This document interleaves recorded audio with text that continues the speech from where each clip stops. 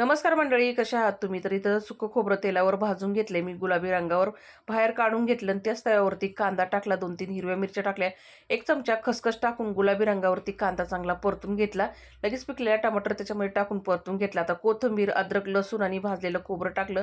Mix करून वाटण थंड करून मिक्सरला फिरवून घेतलेलं आहे. बेसन पिठामध्ये लाल तिखट, हळद, चवीपुरतं मीठ आणि चुटकीभर मी इथं खायचा सोडा घातलाय.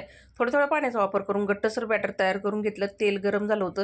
त्याच्यामध्ये भजी सोडून घेतले, आलटी-पलटी करून मस्त असे फ्राय करून बाजूला काढून घेतले. आता तेच तेलामध्ये वाटलेलं वाटण घातलं आणि मस्त परतून घेतलं. आता घरगुती मसाला, गरम मसाला, हळद, धना पावडर, काश्मीरी मिरची पावडर टाकून परतून घेतले.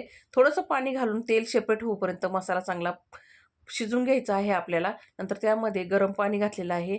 चवीपुरतं मीठ घातलं, कोथिंबीर घातली आणि उकळी काढून त्यामध्ये फ्राय केलेले भजी सोडून घेतले. मिक्स करून तयार झाली झणझणीत भाजीची आमटी. एकदा नक्की ट्राय करा. भेटूया पुढच्या व्हिडिओमध्ये. धन्यवाद.